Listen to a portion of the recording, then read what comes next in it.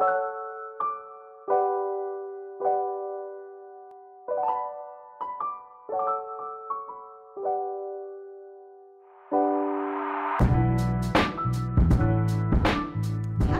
I'm Victoria.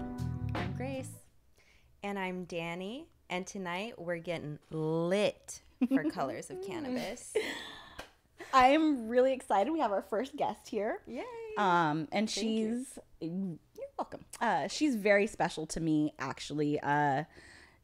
Just a quick introduction of myself. I've been in the professional cannabis space for a while, and Danny came into one of the companies that I was working for and immediately blew my mind. She was incredibly well educated, well spoken, eloquent, and her work ethic was just beyond what you normally see from a man or a woman, really. And I have a work ethic that it's really important to me. I answer my phone 24/7. I am sending emails at 2:00 in the morning. Work is very important. So to know that you have a partner that works at that same level and has that same care for client services that you do, you can't put a value on that. And Danny and I immediately clicked and had a vision of how we wanted to treat our clients, how we wanted to treat our business, and how we wanted to interact with one another. And so when we decided to talk about the topic we were discussing today, she immediately came to mind for me. Yeah. Oh, sorry. She's making me blush over here. Oh my gosh. Thank you, Victoria. You're welcome. So sweet. The first thing I noticed about Victoria was her nails. That's what I will say. She had a set of nails. I think there was like $100 bills in the nails. And I knew like, that sounds okay, right. This girl's a boss. She's someone I need to get to know. So the feeling was mutual, just like first impression. Oh, thank you. I appreciate that. My nails were such a big thing because I shake so many hands. And I tell this to salespeople all the time, regardless of what you're selling. Like, you are what you're selling. You're selling your relationship to these people and a persona and an image. And you know what? I'm a little ratchet, and I want people to know that. I don't think you're ratchet. I think you're a boss. Oh, come on. A little bit. Just a little bit. I shop at Fashion Nova. Oh my gosh, these pants are from Fashion Nova right now, and they've got like the stretchiness of the ratchetness. But right? I 100% agree. You got to take someone for their full package, and in sales, it's the kind of character and that ability to build relationship and connect with any sort of person. That kind of gives you that edge, I think, too. Especially if you are a more attractive woman, people don't want to take you as seriously right off the bat. So if you can connect, if you can know kind of a lot about or know a little bit about a lot of things and use that to connect with as many people as possible, maybe they'll kind of look past your nice ass titties. And maybe they'll be able to look nice past ass that, titties, you know, and be able to think, okay, maybe I could do a business transaction with this person. And actually, that is our topic today, guys. We are going to talk about sexuality in the workplace. And what does that mean? I think it's going to be different to each of us, but sexuality does play a role in the workplace. And I think we see it in different ways with men and women, but we see a lot of the same things no matter what industry you're in. So once we get it together. Holy shit, smoke that bowl. I'm done. We brought back, guys, a fan favorite. Can I? That was not the Munana Rec. Oh, never mind. What is this? Holy hell. Okay. New favorite. This is Archive from California. I mean, I don't know who tested it, but whoever did, I mean, it's got to be on. It is 34%. Oh. Can we show super gassy, yeah. Let's get close and show the beauty. And I stopped at Shango Dispensary in Moreno Valley. And I'm actually going to mention their name because they have one of the best selections of flower I've ever seen in a dispensary. And every time I go, they have amazing recommendations for me. And they originally recommended the Fig Farms to me at $65 an eighth. Like, all right, I'll try it. The Mumana Rec messed us up. I got it again today. And then the same bud tender was there, and he's like, I see you lean towards the top shelf flower. If you like them, try Archive. And then he told me that they were the seed breeders for brands like Alien Labs and Connected. And in my mind, being in this industry, we know when you're selling to these big brands, you're holding on to the better stuff. What a good bud tender. Oh my goodness. Yeah. To know all of that background. I have never met a more knowledgeable. You better give him a personal review on Weed Maps. Oh my God. That's a huge part of the experience. And you talk about sexuality and cannabis in the workplace. I think that's like the most obvious place we've seen it is every bud tender is usually a female and attractive. And I mean, we've all held bud tender positions, I'm pretty sure. No. You haven't? I went straight into sales. We started a company. I did a little bit. Lucky, I guess. I did a little bit in Prop 215 days in some really, really dark, scary shops. That's where I was selling. Yeah, that's where you were selling to. Yeah. And meanwhile, I would measure out eighths and do things. And I was like 20 years old at that point. And I was running around in, I'll never forget, really tight yellow shorts and 6-inch black heels and a black tube top selling weed. And I did not realizing at the time that actually I was the product. I was part of the product. Product presentation. Yeah, so I think that was my first experience really with sexuality in the workplace is I was really put on a pedestal of you have to look a certain way, you have to be a certain way in the shop and in cannabis. And then I experienced that in other places, like selling vacuum cleaners door to door. There was a reason why the people who knocked on doors and set the appointments were always female, because the people on the other side of the door trusted me more simply because I'm a female. Right. So sexuality just permeates whatever you do. Right. And I think in cannabis, I 100% agree. I started as a bud tender as well. And the shop I first worked at happened to be licensed since, I think, 2007. They were one of the first in LA to get the pre-ICO license. Yeah. Right. And they actually kind of had a dress code, but they still, encouraged the women to look very put together when we were at work. And I unfortunately thought that was the only way into the cannabis industry was bud tending. But not to say that's even unfortunate, because you learn so much. But in that, it was kind of weird to watch, like, okay, we're women. We're clearly kind of being sexualized here at work. Yeah. But I think we started to see a transition for a minute from getting away from like the super, bikini girl smoking a blunt advertisement, and it started being super lifestyle. Yeah. But I think there is still definitely a place for the bikini girl smoking a blunt. I mean, look at even like alcohol ads. It's like the Budweiser girls are still a thing. Corona girls. Yeah. Well, not coronavirus, the Corona beer girls. I love that we have to stipulate that now. And I guess, like, honestly, it wouldn't be such a bad thing if on the one hand you didn't put these women up on a pedestal, and then on the other hand call them derogatory names for doing that. And that's what it comes down to for me, is like, how do you celebrate that and say this is okay and all of that, but yet I can't take that girl seriously because look at what she does. Like, who cares about what she does? She's not doing anything that you're not doing. So where I work now, where I currently work is where I met Victoria. Yeah. And I was never as overtly sexual when I actually started working at my current place of work. That's kind of been a more recent thing. Yeah. Not to say that anyone has started treating me any differently now, but now if I was going to be, let's say if I ever didn't want to work at my current place of work, which not happening, I love it there. But if I ever didn't want to work there, I would be 100% upfront with my Instagram page. I have a website, which I have a lot of my professional stuff on, like my professional resume, my graphic design stuff, just my more professional oriented things. And I do have a link to my Instagram page because I don't want to hide what I'm doing from any employer.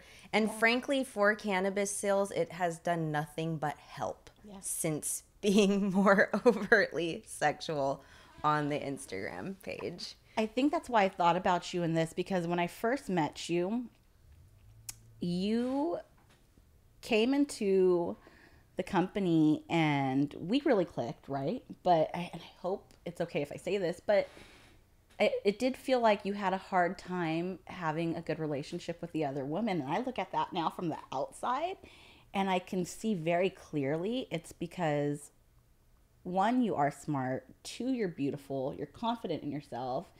And you do have a sexuality about you, which honestly, I think all women ooze their sexuality in different ways.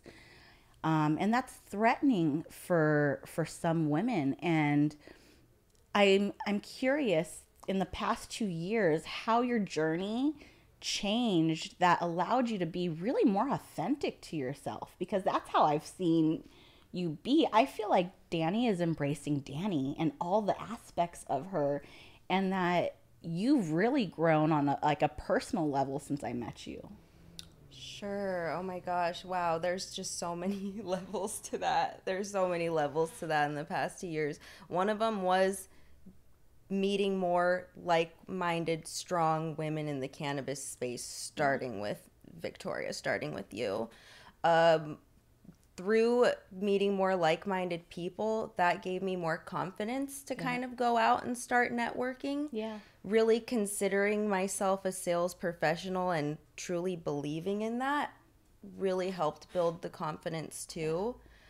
Throughout this 2 years, another big change in my life recently was I X'd my fiance out. I moved on from him. I said, moving on. Yeah. And that was pretty kind of recently. That was in September. So it's really has been a serious journey. And I don't know, maybe that's also led to a little bit more sexual posts on the Instagram. Maybe a girl a little thirsty. No, I'm just kidding. Just kidding. No, what did we say? Okay. It's not thirsty or...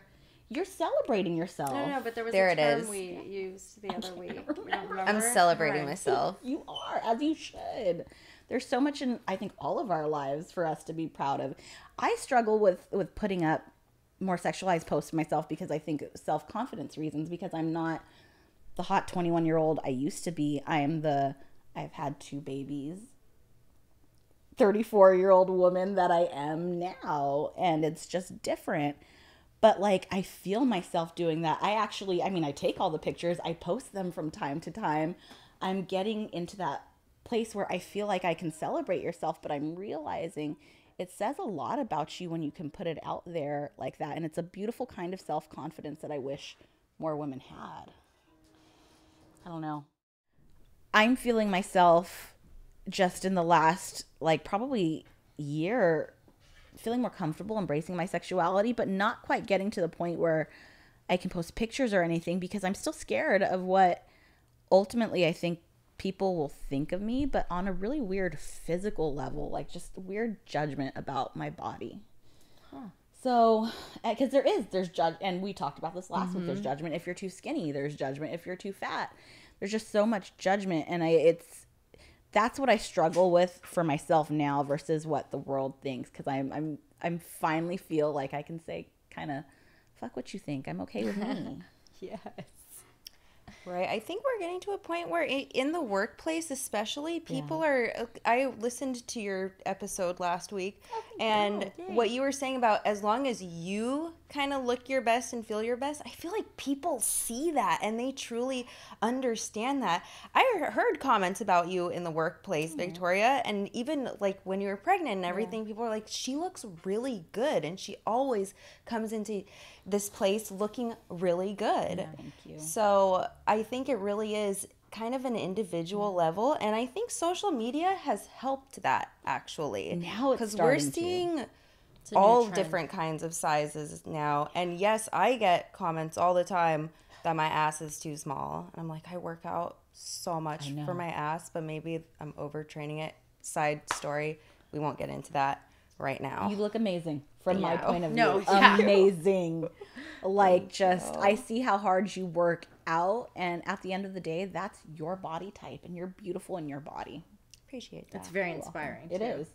And I think, dang, maybe if I work out. I know. Because you're on it and it's all fast. And I'm like, this took like 30 seconds to watch. Yeah. But in reality, this was like 5 hours. Right? The sped up. Yeah. I love it. The time lapse. But you're right. There is this pressure in the workplace. Yeah. I was the only female at the company I was working with.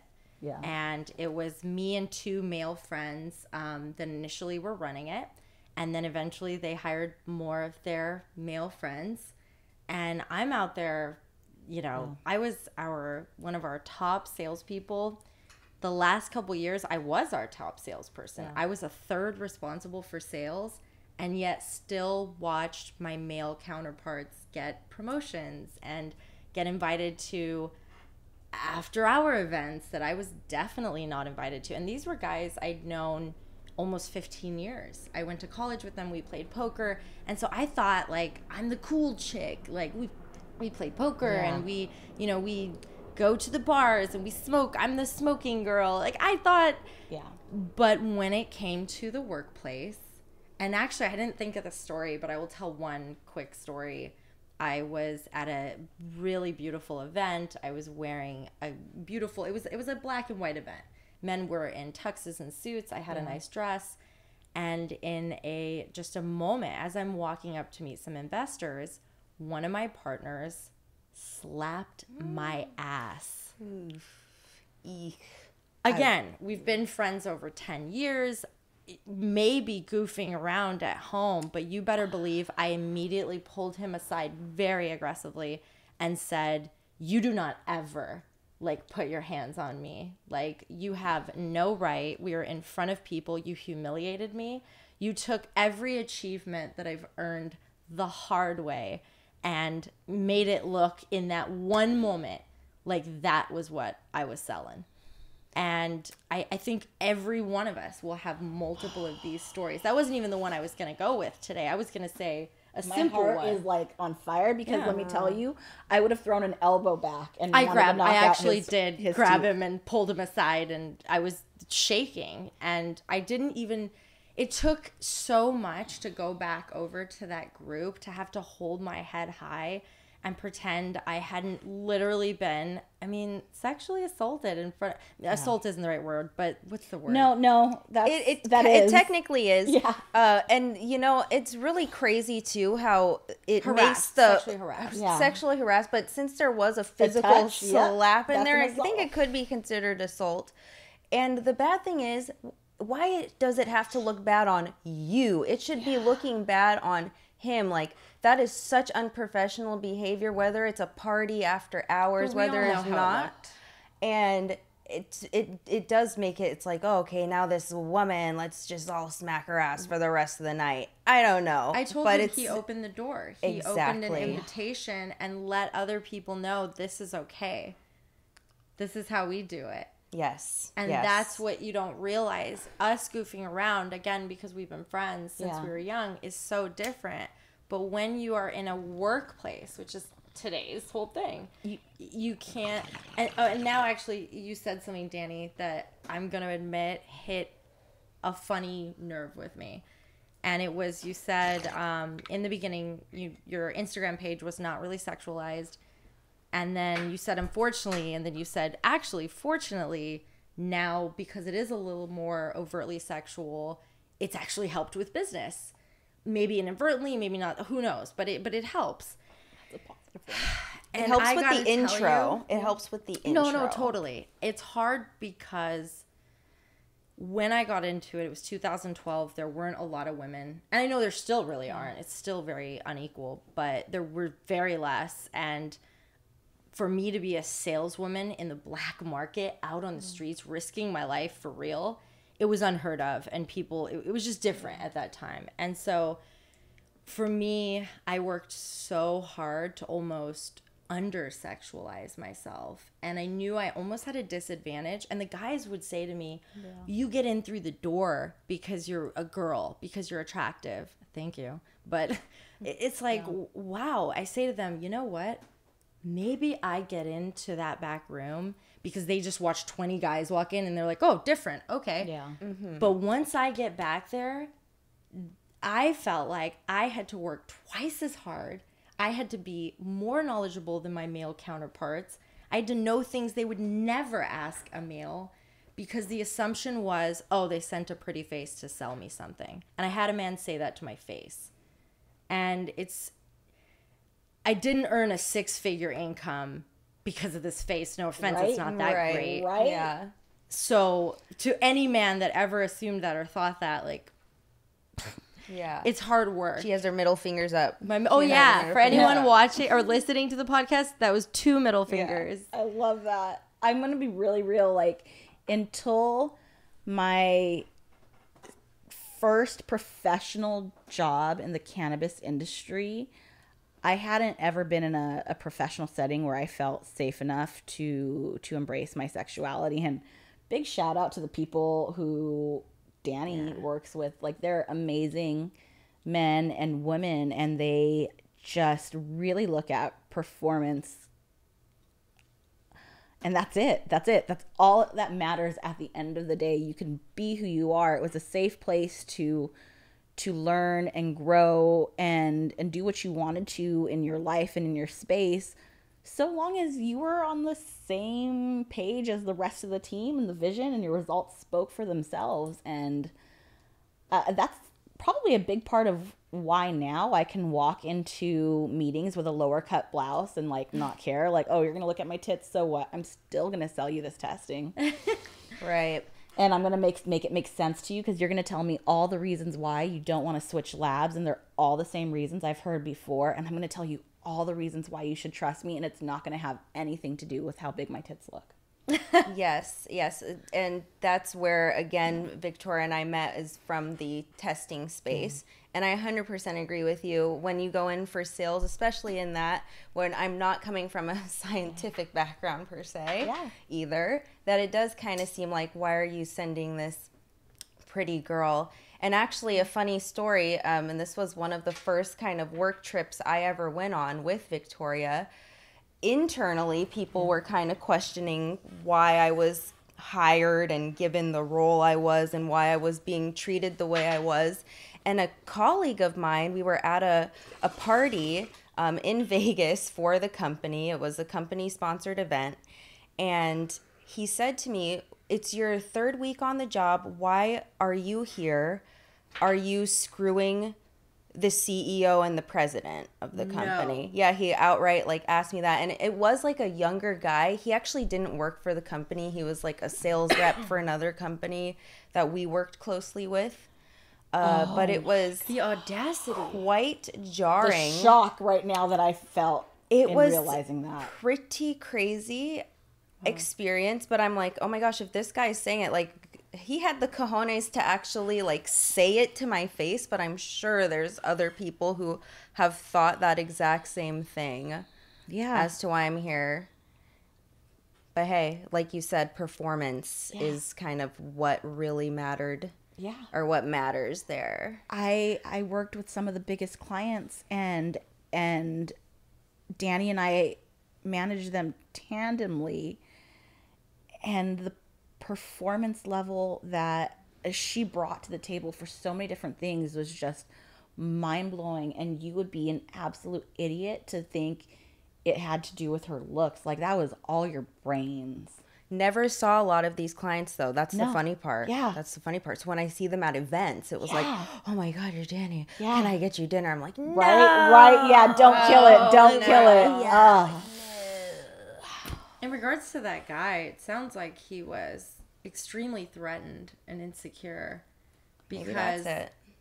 If he then loses, or if then you are actually doing better than him, then he has to believe that you were able to do that without those perks. And I think it's just hard.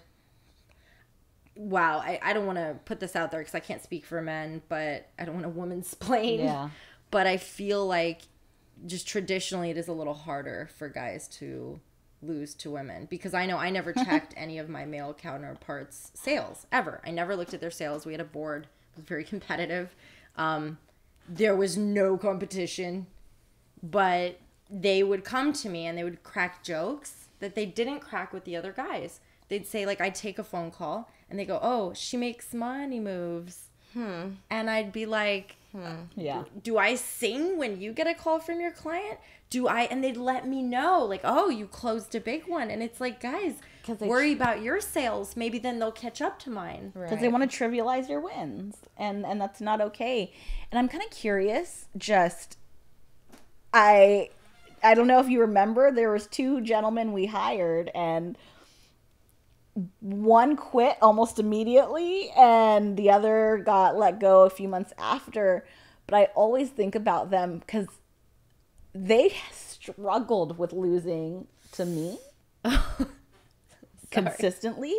They're supposed to be these top salesmen that came with all of these relationships that I did not have.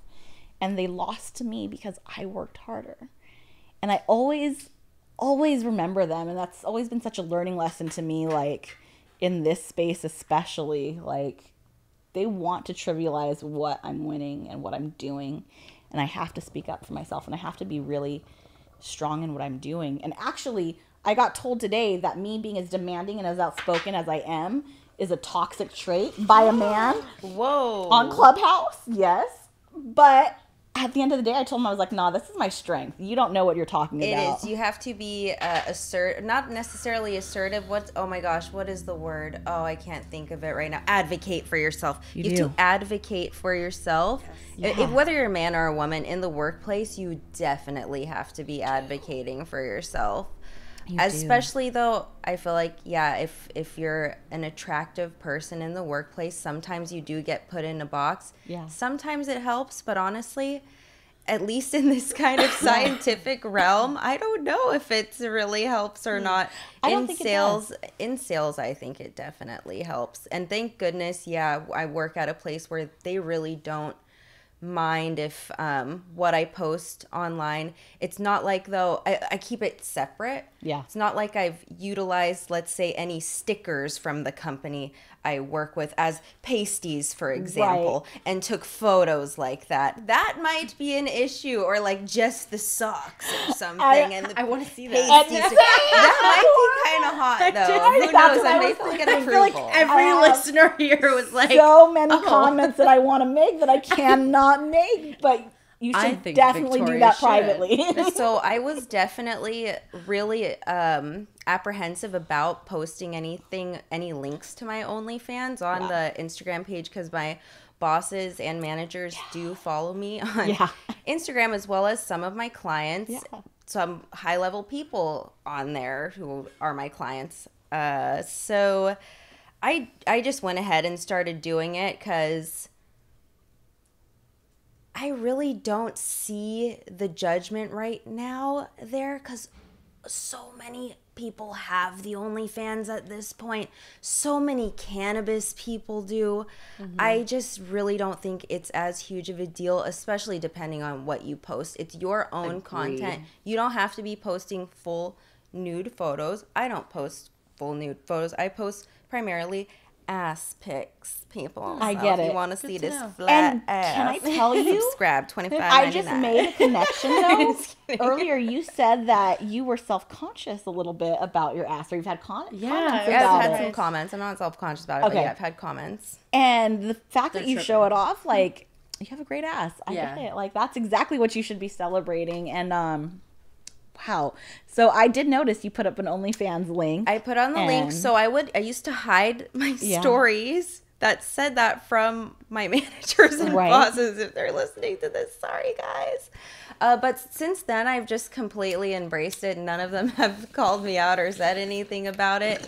And I believe there is something, I believe, like, I think in California laws, I don't know necessarily if there's certain things you can be judged or fired on that you're doing outside of work anyway, if you want to get like technical about it. I don't know. Not HR. But those are usually like sponsorships and branding lifestyles. on a at will employment basis, you typically don't see morality clauses like that. And I looked this up actually. Oh, in preparation. I love that. Of our talk today, because there's just so much that employees don't know that employers can't retaliate against them for. You are allowed to make a living doing what you want to do for your side hustle. And there's recently been stories of ambulance drivers who have OnlyFans and have gotten fired, and they're involved in lawsuits now, and they'll probably win millions of dollars, and good for them. Do what you gotta do to make yourself feel good, to earn money, because I'm very supportive of sex workers, because outside of the pages that are a little bit more, I'm going to say family friendly, even though they're not, but a little bit more, low key on what they're showing and not hardcore sex scenes. Regardless, like if that's what you're doing, get your money.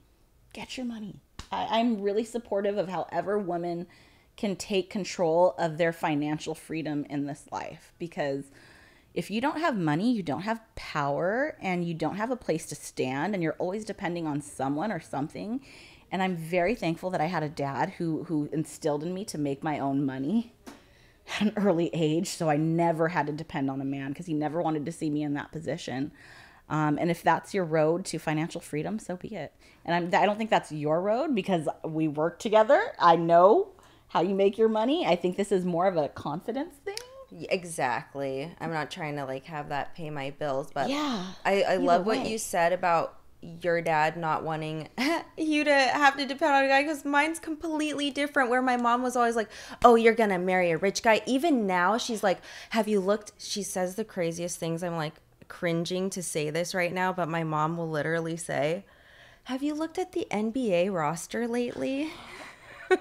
You need to get front row you need to invest in front row seats to these games and try to get you a basketball player. She literally says this kind of things to me. I'm like, wow. I'm a person who's just like a random girl from LA who's like, what? Oh my God. So I don't know if I exposed I'm like super cringy right now to even say that. That's the kind of shit my mom says to me. Sorry, I don't know if cussing's allowed. No, it's 100% allowed, but I feel like I'm going to show how ratchet I am, because your mom is a woman after my own heart. Because in my head I'm like, well, yeah, you take that money that you have access to and you start your own businesses and you propel that to success. And you know what? Just because you marry rich, it doesn't mean it's not for love. I'm trying really hard in my life not to judge women's decisions, because I'm going to be cringy about my mom, who I love to death. She's so judgmental of women, so judgmental of them in a toxic way. Like, talk shit about how women look and how they dress. And everything about women, just talks crap and holds women to this certain standard that's so far from who I am. Like this, crazy to her. When I was 18 years old, my mom and dad took me to Hawaii, and I just have to share what this is. Yes, she was showing her tattoo. Matriarch, and that's the female leader of the tribe, and that's what I am. But when I was 18, I went to Hawaii, and I had literally just turned 18. I had $500, and I went into a piercing shop. My sister wanted to get her septum pierced. The piercer was super, super hot, and I was like, how do I get him to pay attention to me? I'm going to show him my titties. Oh. And how do I show him my titties? I'm going to have him pierce them. Oh, well. And so I got them pierced. It was the most painful experience of my life. What? I'm not even gonna lie. Yeah, then of everything that I've done. Piercer, because I've had it done 3 times. One ripped out. Oh my God. And she called me an animal for doing that, though. And it was she was like, "You're so." Like, I can't believe you did that. That's hideous. It's unattractive. My mom thought I was insane. Yeah. She said, what is this? Like the water jugs, like the jugs of the water. Yeah. And I was like, okay. And she said, come, let me pierce for you. Yeah. I was like, whoa, let's take a step back. And then she said, take them out. It's like, how's she going to know? So I said, oh, okay. I eventually took mine out for the wrong reasons, but I realized just just through even that story, like my mom ingrained a lot of toxic thoughts in me about women. And so I've had to learn how to be really positive about women. And I think I've been successful about that over the last like few years of my life, and been supportive of women, let them know like I'm not someone who's going to judge them for their actions or their choices, and I'm a safe person to open up to. That's important to me. We're hard on each other for some reason, and I feel like I actually never really fully answered your question about kind of how at my place work right now, how that dynamic with other women there has changed or progressed, digressed. I think it's progressed in a positive way. There were some kind of, I don't know, weird dynamics. I think there's always like a weird sense of, everyone wants to say jealousy is a thing between women. It is, though. It really is. We're competitive. I don't know if that was really it. I honestly don't know if it was anti-blackness for some of these women as well, to be 100% honest with you. Yeah. It's but hard, I think because I know we're so on the other end of that. So when we hear that, we both did the same sigh. Yeah. Because we're like, whoa. Like, no, I'm just going to say it. I'm just going to say it. No, for me, it's, I get that actually, because you can't be angry. You're not allowed to be, Danny's not allowed to be upset in the workplace about anything, because she becomes the angry black woman. DMV lady. Don't be emotional. Mm-hmm. And it's a look you don't want to have, and something you don't want to be known for. And that is extra you know pressure. when you feel, you know when you feel that, and I trust your gut about that. Like, nobody can explain what that feeling is until you've experienced it. I do think it was partially that, but things have gotten a lot better. Not necessarily with women at that place of work, but since meeting just more like-minded women in the cannabis space, 2020, not the best year, but I made so many great girlfriends that year. Right? Solid women in the cannabis space. Right. And we weeded out, I think, 2020. I mean, I guess I'm speaking for me, but I feel like it was a time where if you weren't reflecting, if you weren't really, I mean, we all had extra time. Yeah. Well, unless you're a parent and your kids stayed at home, poor Victoria. No, actually, there came a point in March 13th, when everything went on hiatus, that I did have more time to reflect, and I made some big changes in my life. Like, not even 2 months later, I made a huge change in career. That was devastating to me the weekend I made it. That was devastating to me too. I appreciate that. It really was. Couldn't believe it. Still a shocker. Weirdly, me too, in very different ways. Yeah. And it's like a bomb fell. Yes. It's just, I made changes. And regardless of where I'm at now, I still think it was the right decision at the time, because like, I'm learning so much. I'm starting my business with you. I'm doing this podcast, which I never thought I would do. I hate taking pictures and being in front of the camera. But we get to be our most raw, real, authentic selves when we do this, guys. Like, this isn't scripted. We go over, topics, but this is like as real as it gets. Last week, we got a little physical, which you can't see if you're just listening, as I just gestured, groping my boobs. That's all.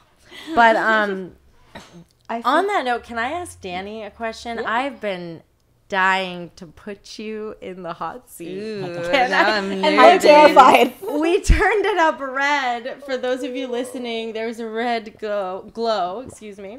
I'm dying to ask, because, and I'm gonna start, just to be fair, by saying that, and this is hard, because again, I worry all the time about, like, we don't have that many viewers, but I worry about being canceled. I worried about just in my professional life, the things we say. Sure. But I guess I want to just let you know my perspective is different than Victoria's. It is evolving. I'll say it. I really struggled. I don't even fully understand why, but I really struggled when suddenly it felt like a lot of my friends who I still view as incredible, amazing, strong, beautiful women. And I don't see any different, which is how it became cognitive dissonance, where I admittedly couldn't understand my own feelings. Yeah. I have a friend who is in porn.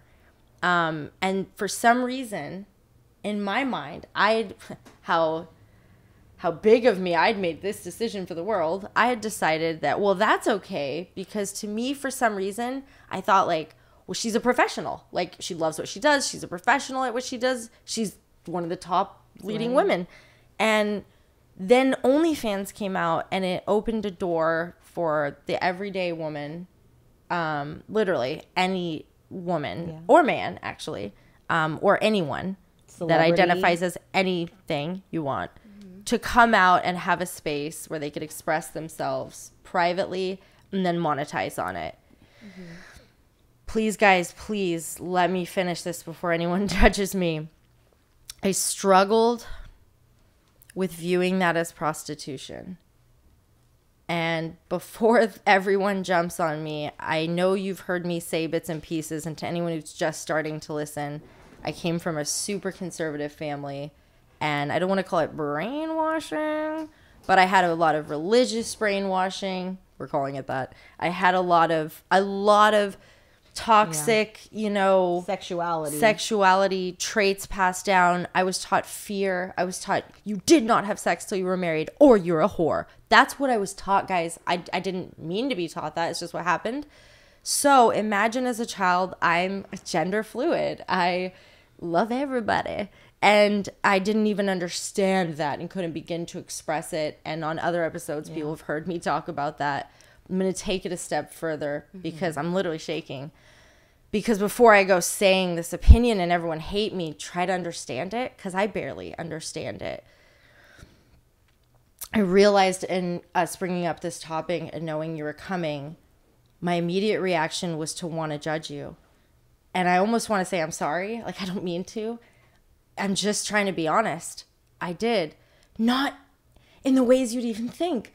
I didn't think less of you. I didn't lose respect. I didn't know you. I knew that you were coming recommended by Victoria, who I have such high on another level, like, respect and admiration, that I knew this is someone I want to meet. Sorry, it's so hard to say when you're sitting here. But before I put you on the hot seat, I'll take it. So I had to ask myself, why am I doing that? I don't even know what my judgment is. I just knew there was something. I knew I felt something when I learned that not only were you this successful, intelligent, amazing woman, but you also had an OnlyFans. Why did that create a feeling in me? It shouldn't, right? Right. Because then when I think about it, I also believe that any human, any person should have the right to do whatever the fuck they want with their body, their mind. Yep. I don't think anyone should dictate what plants, what fucking anything that is from this earth. How does anyone have the right to dictate it? So why did I feel that way? You're programmed to feel that way. I think it's a natural, because I felt like that too, to be honest with you. I felt like that too. That helps to hear that. But then I started meeting people who had these kind of things going on, and who had, OnlyFans pages, who had followings and stuff, and they're some of the nicest, sweetest people that you could interact with and meet, and you're like, oh, no wonder people are kind of following them and stuff. So I'm a hypocrite, by the way. I have friends who do it where I didn't get that feeling. That was the hardest part. Why do I get to judge you that I've never met? Before I ever saw your picture, by the way, I didn't know what race or whatever. I just knew you had an OnlyFans and you were a professional. And I started wondering, and now here's my question finally, sorry. I wondered, how do you feel about the possibility that say if you have a partner, that his or her friends, I don't know, I don't want to assume, that his or her friends get to see you, and I'm not sure what capacity they get to, because I haven't subscribed yet. I just haven't. I don't know. I'm not going to make that judgment She doesn't call. even have an OnlyFans. I don't. That's my point. I don't know. But meanwhile, I'm a subscriber. But how do you, or have you dealt with, either that end or now on the work end, since that's with topic, have you thought about that? How have you dealt with the men within your sphere of influence? So these are amazing questions. To be 100% honest with you, of one of the reasons I made an OnlyFans, and this is going to sound kind of immature and stupid, but being single and dating in LA, why would I want to send you photos? Like, why would I want to just send some random guy some photos of me? Guys ask for that kind of stuff all the time. All the time. Yeah. One way, pay $25.99 and you will see my photos of me. And I still follow a rule of what would I be, not necessarily ashamed, but what would I be uncomfortable with people seeing? And if there is anything that I feel crosses the line, I would not post that. And this is why I kind of like the idea of OnlyFans over doing some sort of maybe professional pornography, because you're not in charge of your own content at that point. Right. It can be redistributed and distributed in so many different ways and across so many different channels, and you're getting paid for that like once. But someone can screenshot, and I apologize, I just want to almost be the devil's advocate and ask the questions that maybe some of our viewers are thinking, or listeners. How do you deal with? But I think, again, because you're more in charge of your own content, maybe you're not doing as intense stuff that you're feeling as pressured to do with like a crew and a set and people there. Like, maybe you are being a little more tame than you might be having those different kinds of outside pressures. At least for me, like, yeah, I'm always going to stay kind of true to who I am, which is a sexual being, but I know what I'm comfortable with, and I like the idea of being able to be in charge of that 100%. I mean, there's like OnlyFans manager kind of people, and there's all different kinds of people you can work with who are going to let you be in charge of what you're posting, who can let you kind of lead and direct your own content shoots and whatever. Or, there's people who might try to pressure you to do something you don't want to do. Now, one thing I haven't really crossed the bridge with yet is people in the workplace, let's say, subscribing to my OnlyFans. But there's I kind of have dealt with that in a sense, because there's this like tabloid kind of website in the cannabis space that slanders people, and there's some slanderous stuff about my current workplace on there, and there are specific personal comments directed at me already that go into my Instagram pictures even being too risque, and they're really not even that intense. No. So at this point, it's like in the posts. Oh, so, it's dirty. It's dirty what they've done to the company, what they've done to specific people, what they've done to the CEO. I know we can't say their name, but if I had to make a list of all the places, I'd paint it black. And I've seen, to the 5 people that got that. And I'm just gonna say it, I've seen anti-Semitic, Trump supporting rhetoric in stories and comments all over that. Right. I'm more shocked, weirdly, that these tabloids. I'm actually really shocked to know that they would take that into account. And I guess that's a huge thing I never even thought of. So my kind of thought process behind that was like, not like, oh, if they're already doing it, might as well go full. That wasn't my thought process, but people are going to hate no matter what you do. You could post a picture in a bikini. You could post a picture with just the bikini bottoms holding your boobs. And it's really like, no matter what, people are going to hate. Like you were saying earlier, you could be too skinny, too fat. You could be too prude. You could be too sexual. You're not going to please everyone. And I'm so over pleasing anybody but myself at this point. That I could care less who judges me. And since I've let go of that too, it's all about confidence. Like it's really all about a confidence thing for me. And since I've become more confident, like I don't want to judge people as much, because I'm just like so focused on my own bag. I'm focused on that bag. No, I'm just kidding. But I'm focused on my spiritual bag. Oh my God, you said that so beautifully though. Like getting that and growing that, you know? Like the guy who felt the need to shame you. It's exactly the same thing, but the opposite, because he wasn't at his best place, because clearly he was at his lowest. And a couple episodes ago, we talked about Victoria and I.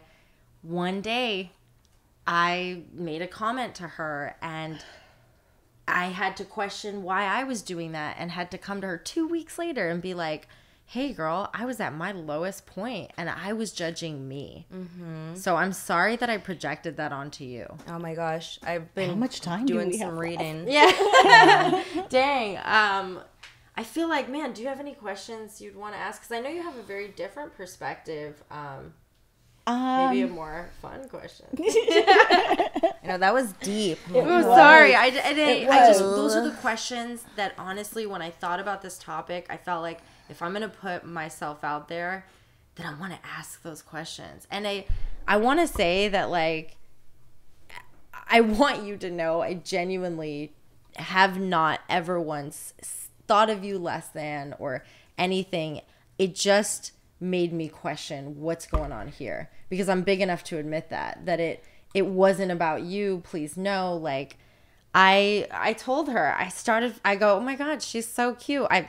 You're very attractive. I started following you. Like, I watch all your stories, and I don't watch everybody's stories, but there's no way around it. You have an amazing, for those of you that are just listening, I'm going to put it out there. She's in the top 10%. I mean, she's exceptionally beautiful. So and then add intelligence. She's charismatic. Yeah. Oh, you guys. So my it's head's going to be like, woof. After this. No, I'm just kidding. Thank you guys. Appreciate that. But I want you to know, please, as someone who really struggled to understand, because it's so outside the sphere of influence that I've had,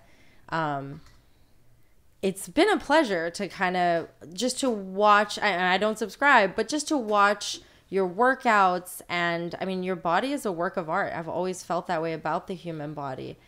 And I think that's why, for anyone out there, guys, I urge you, if you do have those feelings, if you have those thoughts, hey, you're entitled to them. Just ask yourself why. Yeah. It took me weeks to dig and try to understand why. I wonder if the fact that I didn't learn what sex was till I was 14 had something to play in that. I wonder if the fact that my mom shamed, every sexual experience that I had, and I felt I need to lie about that part of me, or being married to someone who made me feel that masturbation was a bad thing and that I should be ashamed of it. So imagine that I see this beautiful, intelligent, charismatic woman, and she says she has an OnlyFans. I had to try to understand what was happening. Why do I even feel the need to want to judge you when everything in me, because I'm an empath, is feeling your energy through a screen and not wanting to?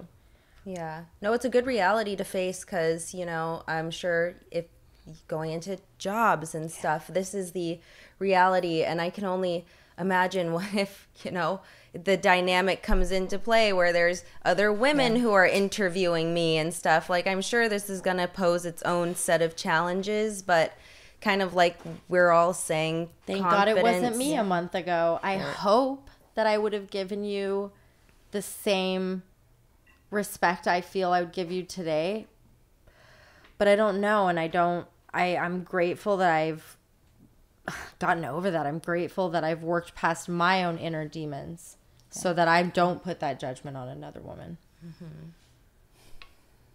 Confidence, vulnerability.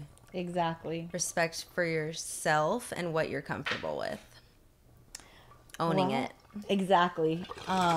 This has been a great talk. I really appreciate you coming today. Thank you guys for having me. I really, really appreciate you guys inviting me. Always. I hope you'll come back in the future, because I'm like, you're going to be on such a journey, and I feel like we are too. Yes. So we'll see. I'm already thinking of other things. Like, I'm like, ooh, I should have asked. Right. Well, thank you guys. It's time. And if you guys have any questions that you want to ask Danny, you can follow her on her Instagram. It's at the bottom of the screen. Danny West Coast, or you could subscribe to my OnlyFans, Danny West Coast Trees. You know what, guys? Support. support each other, help each other out, support local and small businesses. Yeah, that's a good point. Yeah. All right. I like that. I will go subscribe now. All right. Good night.